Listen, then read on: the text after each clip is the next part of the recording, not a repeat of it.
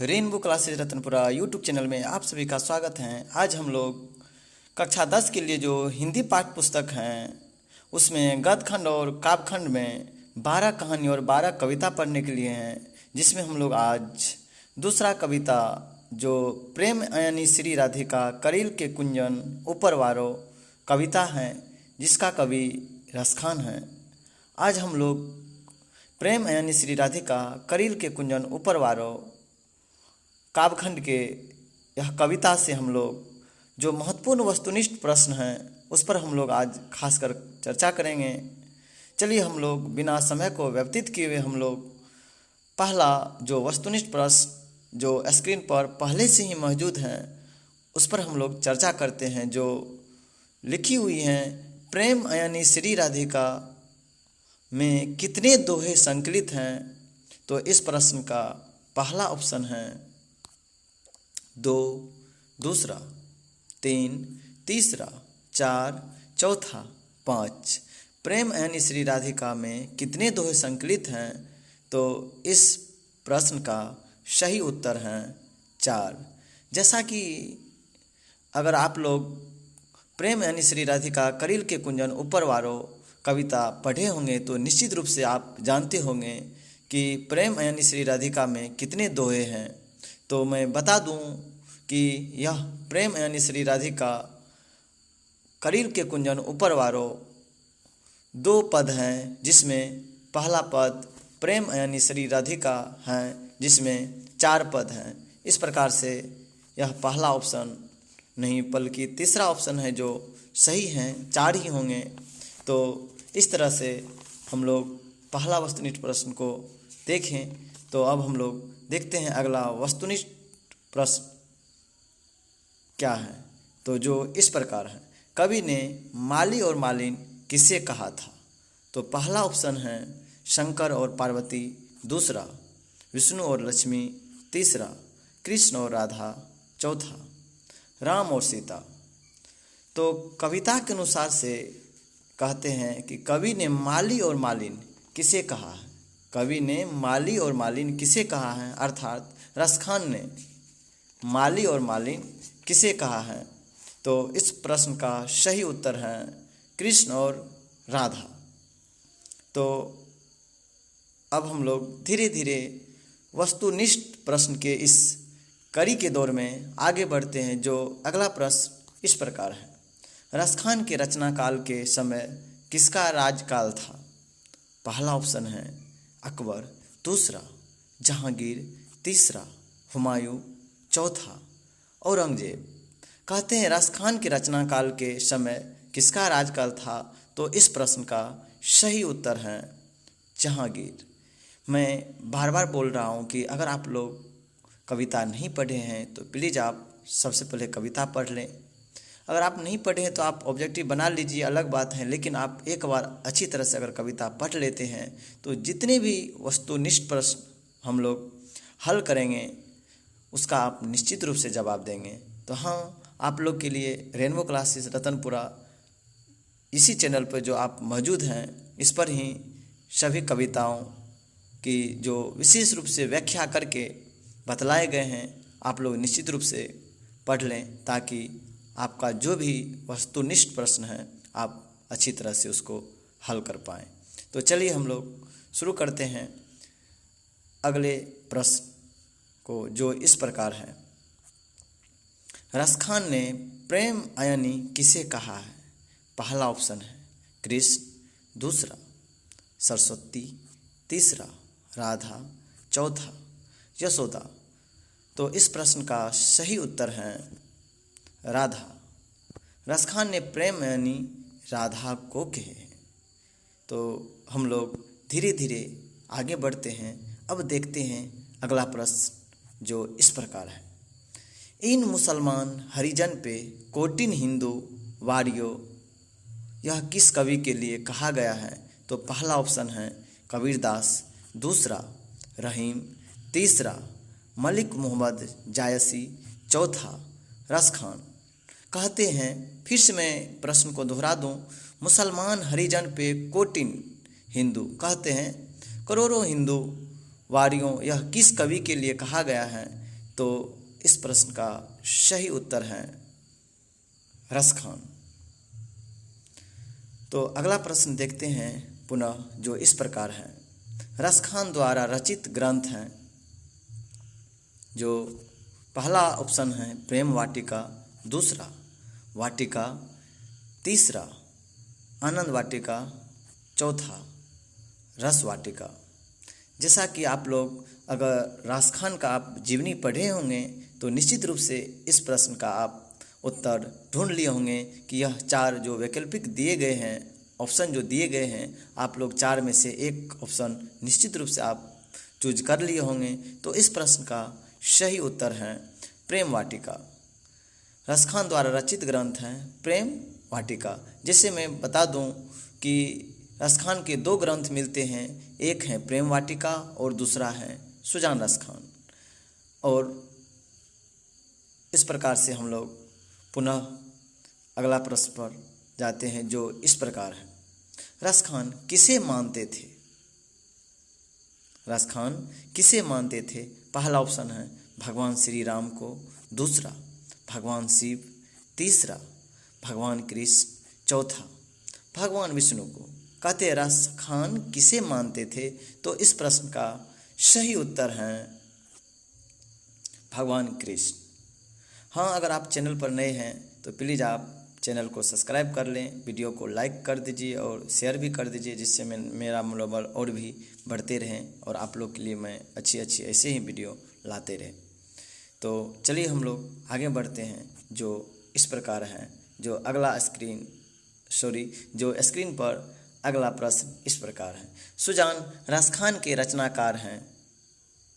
सुजान कहते हैं सुजान रसखान के रचनाकार हैं।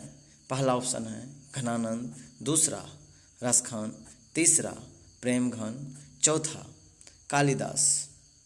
तो इस प्रश्न का सही उत्तर है रसखान।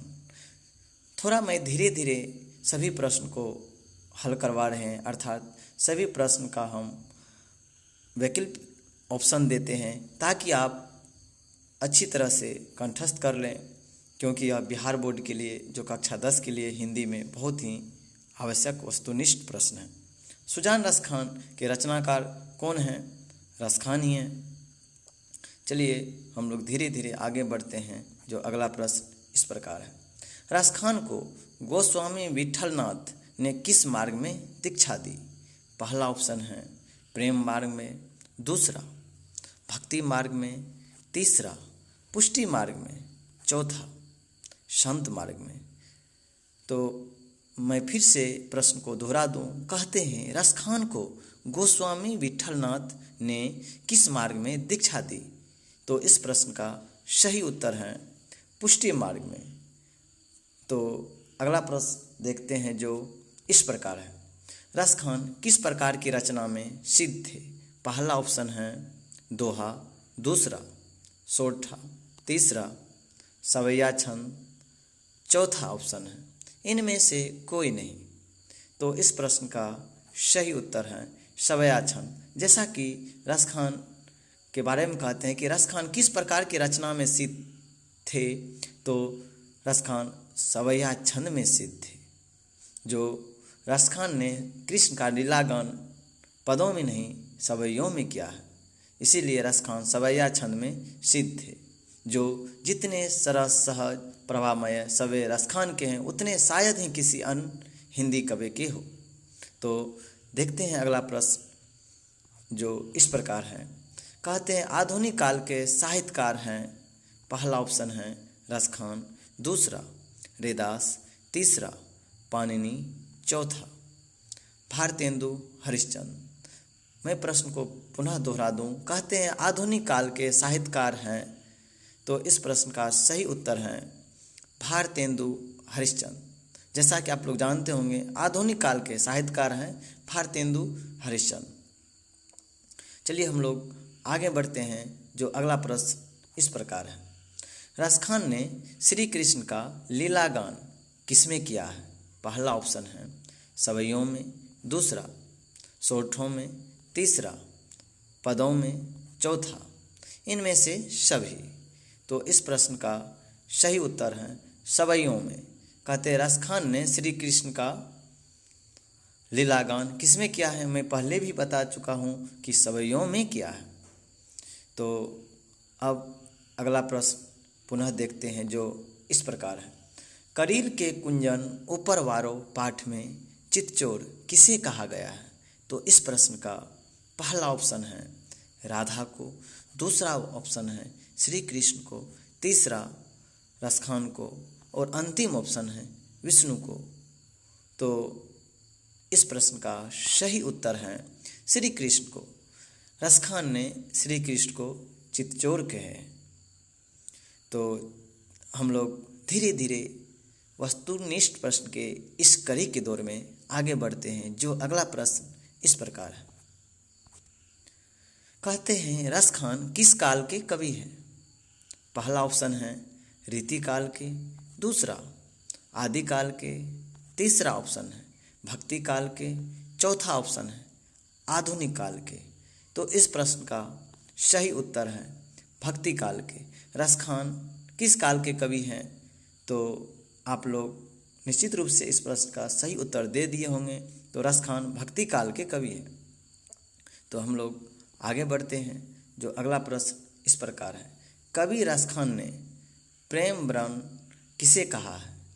पहला ऑप्शन है नंद बाबा को, दूसरा गोपियों को, तीसरा यशोदा मैया को, चौथा श्री कृष्ण को। तो इस प्रश्न का सही उत्तर है श्री कृष्ण को। कवि रसखान ने प्रेम व्रण अर्थात प्रेम का रंग किसे कहा है? श्री कृष्ण को ही कहा। प्रेम का रंग किसे कहा है? श्री कृष्ण को कहा।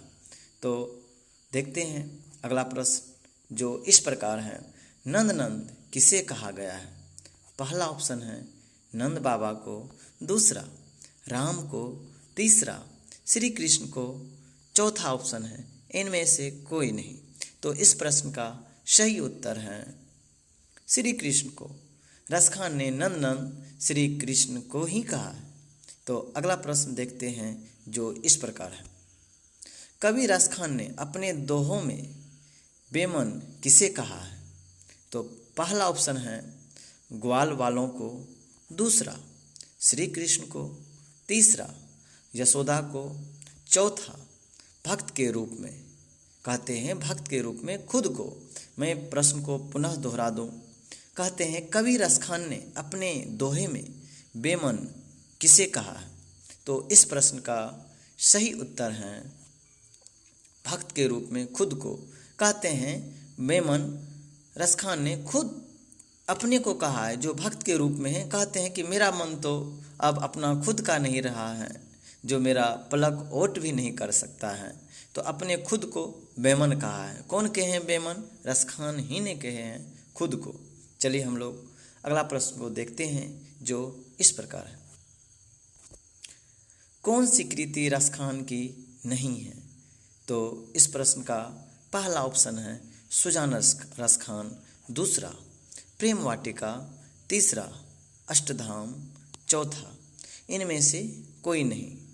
तो इस प्रश्न का सही उत्तर है अष्टधाम। जैसा कि मैं पहले भी बता चुका हूँ कि रसखान की कहते हैं कौन सी कृति नहीं है? तो अष्टधाम नहीं है, सिर्फ दो ही कृति हैं, सुजान रसखान और प्रेम वाटिका। तो हम लोग अगला प्रश्न देखते हैं जो इस प्रकार है। कहते हैं अयनी का अर्थ है। पहला ऑप्शन है प्रेम, दूसरा आँख, तीसरा ऑप्शन है सखी, चौथा ऑप्शन है जो अंतिम ऑप्शन है खजाना। तो इस प्रश्न का सही उत्तर है खजाना। मेरे प्रिय पाठकगण, मैं यह कहना चाहता हूँ कि जो भी हिंदी में कहानी है और कविता है उसका थोड़ा थोड़ा आप शब्दार्थ भी कंठस्थ करें, ताकि उसमें से एक या दो प्रश्न कभी कभी पूछ देते हैं जो शब्दार्थ के रूप में रहते हैं। उसका अगर आप अर्थ नहीं जानते हैं तो थोड़ी कठिनाई होगी उस प्रश्न के उत्तर देने में। तो आपसे हम आशा रखते हैं कि ज़रूर आप कम से कम शब्दार्थ को देखें, ताकि आपका कोई भी वस्तुनिष्ठ प्रश्न एग्जाम में छूटे नहीं। चलिए हम लोग आगे बढ़ते हैं जो अगला प्रश्न इस प्रकार है। मनमानिक में कौन सा अलंकार है? पहला ऑप्शन है उपमा, दूसरा रूपक, तीसरा उत्प्रेक्षा, चौथा श्लेष। तो मनमानिक में कौन से अलंकार हैं? तो इस प्रश्न का सही उत्तर है रूपक। मनमानिक में रूपक अलंकार हैं। तो अगला प्रश्न देखते हैं जो इस प्रकार है। लकुटी का अर्थ है, पहला ऑप्शन है मुरली, दूसरा छोटी लाठी, तीसरा लट्टू, चौथा माखन। कहते हैं लकुटी का अर्थ है, 4 ऑप्शन दिए गए हैं। इस प्रश्न का सही उत्तर है छोटी लाठी। तो धीरे धीरे हम लोग आगे बढ़ रहे हैं। जो अगला प्रश्न स्क्रीन पर इस प्रकार है। प्रेम वर्ण का अर्थ है, पहला ऑप्शन है प्रेम का वर्णन करना, दूसरा प्रेम के रंग, तीसरा ऑप्शन है प्रेम की पूजा करना, चौथा प्रेम का अंधा होना। तो इस प्रश्न का सही उत्तर है प्रेम का रंग, अर्थात प्रेम के रंग। प्रेम वर्ण का अर्थ है प्रेम के रंग। तो हम लोग धीरे धीरे आगे बढ़ते हैं। तो देखते हैं अगला प्रश्न जो इस प्रकार है। किसने कहा था इन मुसलमान हरिजन पे कोटि हिंदू वारिये? तो इस प्रश्न का पहला ऑप्शन है अशोक वाजपेयी, दूसरा ऑप्शन है भारतेंदु हरिश्चंद्र, तीसरा ऑप्शन है दिनकर, चौथा विद्यापति। तो मैं प्रश्न को पुनः दोहरा दूं। किसने कहा था इन मुसलमान हरिजन पे कोटि हिंदू वारिये? तो इस प्रश्न का सही उत्तर है भारतेंदु हरिश्चंद्र। भारतेंदु हरिश्चंद्र ने कहा था कि जो रसखान को कि इन मुसलमान हरिजन पे कोटि हिंदू वारियो, क्योंकि यह बहुत ही अच्छे कवि हैं और अच्छी कवि की पहचान है कि अच्छे कविता लिखें, जो उसमें यह गुण कूट कूट के भरा हुआ है रसखान में। तो चलिए देखते हैं अगला प्रश्न जो इस प्रकार है। सवैये में रसखान की कैसी आकांक्षा प्रकट है? तो इस प्रश्न का पहला ऑप्शन है मुक्ति की, दूसरा भगवत प्राप्ति की, तीसरा ब्रजभूमि निवास की, चौथा ऑप्शन है स्वर्ग प्राप्ति की। सवैये में रसखान की कैसी आकांक्षा है, कैसी इच्छा है? तो कहते हैं इस प्रश्न का सही उत्तर है ब्रजभूमि निवास की। जैसा कि मैं बता दूं कि अगर आप प्रेम यानी श्री राधिका करील के कुंजन उपरवारो कविता पढ़े होंगे और रसखान की जीवनी के बारे में पढ़े होंगे तो आप जानते होंगे कि यह दिल्ली के पठान राजवंश में उत्पन्न हुए थे और इनका रचनाकार जहांगीर का राजकाल था। जब दिल्ली पर मुगलों का आधिपत्य हुआ और पठान वंश पराजित हुआ, तब ये दिल्ली से भाग खड़े हुए और ब्रजभूमि में आकर कृष्ण भक्ति में तल्लीन हो गए थे। तो ब्रजभूमि निवास की हैं। तो चलिए अगला देखते हैं जो अगला प्रश्न इस प्रकार है। रसखान को किसने दीक्षा दी थी? तो पहला ऑप्शन है कालिदास, दूसरा गोकुलनाथ, तीसरा विठलनाथ और चौथा ऑप्शन है गोपालदास। तो इस प्रश्न का सही उत्तर है विठलनाथ। कहते हैं रसखान को किसने दीक्षा दी थी? विठलनाथ ने दीक्षा दी थी। जैसा कि मैं बता दूं कि 252 वैष्णवन की वार्ता से यह पता चलता है कि गोस्वामी विठलनाथ ने ही पुष्टि मार्ग में दीक्षा दी थी। किसको? रसखान को। 252 वैष्णव की वार्ता से।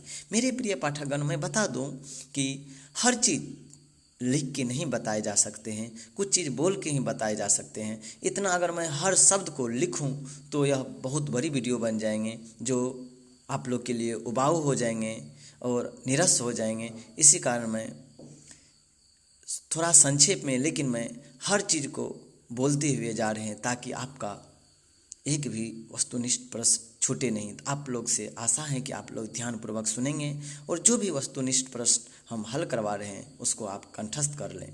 चलिए तब हम लोग आगे बढ़ते हैं। जो अगला प्रश्न इस प्रकार है। रसखान हिंदी के लोकप्रिय कवि हैं।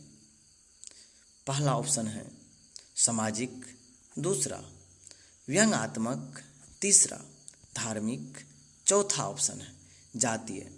तो इस प्रश्न का सही उत्तर है जातीय। कहते हैं रसखान हिंदी के लोकप्रिय कवि जातीय हैं। कहते हैं जातीय के हिंदी लोकप्रिय कवि हैं रसखान। तो अगला प्रश्न जो इस प्रकार है, रसखान के रचना काल है। पहला ऑप्शन है जहांगीर, दूसरा हुमायूं और तीसरा ऑप्शन है औरंगजेब। चौथा ऑप्शन है इनमें से कोई नहीं। तो रसखान के रचनाकार माने जाते हैं। जो इस प्रश्न का सही उत्तर है जहांगीर। रसखान के रचनाकार जहांगीर को माने जाते हैं। जहांगीर के समय में रसखान के रचनाकार माने जाते हैं। फिर मैं इसका थोड़ा विस्तृत रूप से जानकारी दे दूं। अगर आप सोचेंगे कि शॉर्टकट में चले जाएं तो ऑब्जेक्टिव ये नहीं कि आप 30 ऑब्जेक्टिव यानी अर्थात वस्तुनिष्ठ प्रश्न को हल कर लिए तो सभी हो जाएंगे, लेकिन आप ध्यानपूर्वक सुनेंगे। मैं इसके साथ अनेकों वस्तुनिष्ठ प्रश्न को सिर्फ बोल बोल के मैं कह देता हूँ, इसलिए मैं बार बार कहता हूँ कि आप लोग ध्यानपूर्वक सुने। कहते हैं कि रसखान के जीवन के संबंध में सही सूचनाएं प्राप्त नहीं होती, परंतु इनके ग्रंथ प्रेम वाटिका जो 1610 ईस्वी माने जाते हैं, उसमें यह संकेत मिलता है कि यह दिल्ली के पठान राजवंश में उत्पन्न हुए थे और इनका रचना काल जहांगीर का राजकाल था। तो बात सही है, रसखान के रचना काल जहांगीर ही हैं। तो चलिए हम लोग अगला प्रश्न देखते हैं जो इस प्रकार है, रसखान में कौन से धर्म के संस्कार थे? पहला ऑप्शन है वैष्णव धर्म, दूसरा क्षत्रिय धर्म, तीसरा शूद्र धर्म, चौथा इनमें से कोई नहीं। तो फिर से मैं पुनः प्रश्न को दोहरा दूं। कहते हैं रसखान में कौन से धर्म के संस्कार थे? तो इस प्रश्न का सही उत्तर है वैष्णव धर्म। रसखान में वैष्णव धर्म के संस्कार थे। कौन से धर्म के? वैष्णव धर्म के संस्कार थे। चलिए हम लोग देखते हैं अगला प्रश्न जो इस प्रकार है, रसखान के जन्म स्थान के बारे में संकेत मिलता है। पहला ऑप्शन है दिल्ली, दूसरा पंजाब, तीसरा राजस्थान, चौथा बिहार। तो इस प्रश्न का सही उत्तर है दिल्ली। बात सही है, रसखान के जन्म स्थान के बारे में संकेत मिलता है दिल्ली। कहते हैं दिल्ली के पठान राजवंश में उत्पन्न हुए थे। चलिए हम लोग देखते हैं अगला प्रश्न जो इस प्रकार है, रसखान दिल्ली से भागकर कहाँ तल्लीन हो गए? तो इस प्रश्न का पहला ऑप्शन है रणभूमि, दूसरा कलकत्ता, तीसरा हिमाचल प्रदेश, चौथा ब्रजभूमि। तो मैं फिर से पुनः प्रश्न को दोहरा दूं। कहते हैं रसखान दिल्ली से भागकर कहाँ तल्लीन हो गए थे और कहाँ रहने लगे थे? तो इस प्रश्न का सही उत्तर है ब्रजभूमि। जैसा कि मैं बता दूं कि जब दिल्ली पर मुगलों का आधिपत्य हुआ अर्थात आक्रमण हुआ, जहां पठान वंश पराजित हुआ, तब यह दिल्ली से भाग खड़े हुए और ब्रजभूमि में आकर कृष्ण भक्ति में तल्लीन हो गए। तो इनकी रचना से पता चलता है कि यह वैष्णव धर्म के बड़े गहन संस्कार इनमें थे और ब्रजभूमि में ही रहे थे। कहते दिल्ली से भागकर कहाँ तल्लीन हो गए थे? ब्रजभूमि में। इस प्रकार से प्रेम यानी श्री राधिका करील के कुंजन उपरवारो, जिसका कवि रसखान है, और इस कविता के 30 जो महत्वपूर्ण वस्तुनिष्ठ प्रश्न थे उसको हमने एक एक करके सबका प्रश्न और उत्तर करवा दिए। अगर आप लोग को वीडियो अच्छी लगी हो तो आप वीडियो को लाइक कीजिए, शेयर कीजिए और दोस्तों में कहिए चैनल को सब्सक्राइब करने के लिए, जिससे मेरा मनोबल और भी बढ़े। और आप लोग जो यह वीडियो देखे हैं इसके लिए मेरी तरफ से कोटि कोटि धन्यवाद।